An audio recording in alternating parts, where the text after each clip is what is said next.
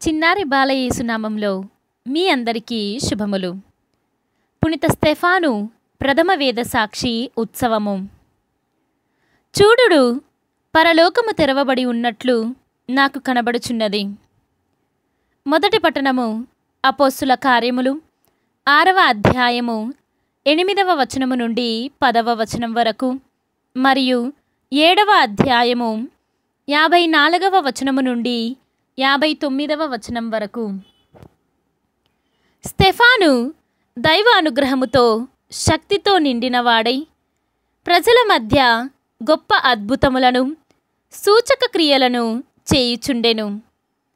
అప్పుడు ప్రార్థనా మందిరానికి చెందిన స్వతంత్రులు అనువారి సమాజములో కొందరు, కురేనీయుల సమాజములో కొందరు, అలెగ్జాండ్రియుల సమాజములో కొందరు, సిలిషియా ఆసియాల నుండి వచ్చిన మరికొందరు స్టెఫానుతో వాదింప మొదలుపెట్టిరి.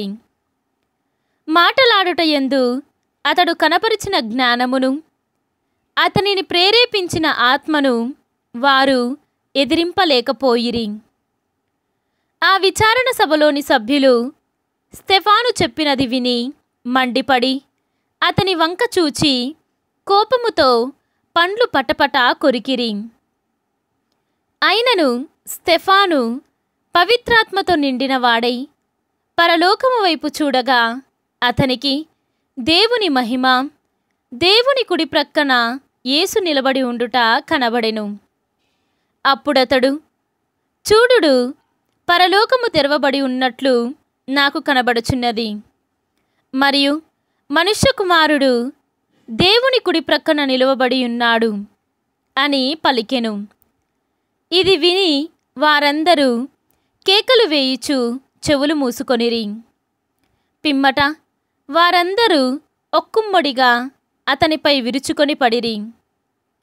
అతనిని నగరము బయటకు తరుముకొని పోయి రాళ్లతో కొట్టిరి. సాక్షులు తమ పై వస్త్రములను తీసివేసి సౌలు అను యువకుని పాదముల చెంత ఉంచిరి. వారు ఇంకను రాళ్లతో కొట్టుచుండగా స్టెఫాను, యేసు ప్రభు, నా ఆత్మను గైగొనుము అని ప్రార్థించెను. ఇది ప్రభువు వాక్కు. సర్వేశ్వరునికి వందనములు. భక్తి కీర్తన.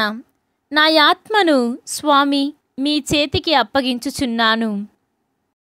ఈనాటి సువిశేషము పునీత మత్తయి గారు వ్రాసిన సువిశేషము 10వ అధ్యాయము 17వ వచనము నుండి 22వ వచనము వరకు.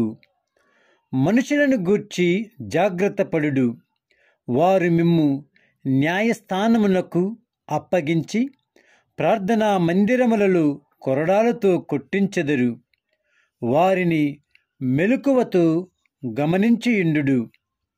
మీరు రాష్ట్ర పాలకుల చెంతకు, రాజుల చెంతకు కొనిపోవబడి నా నిమిత్తము అచ్చట వారి ఎదుట, అన్యుల ఎదుట సాక్ష్యమొసగుదురు.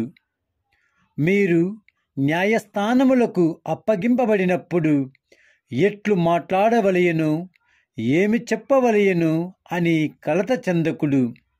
సమయోచితముగా చెప్పవలసినదెల్లా మీకు అప్పుడు అనుగ్రహింపబడును.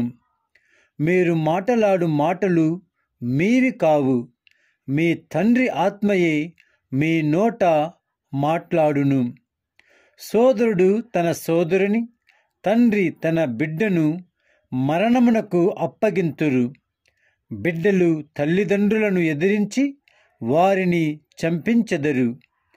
నా నామము నిమిత్తము మిమ్ము ఎల్లరూ ద్వేషింతురు, కాని చివరి వరకు సహించి నిలిచిన వాడే రక్షింపబడును. ఇది క్రీస్తు సువిశేషము. క్రీస్తువా మీకు స్తుతి కలుగునుగాక.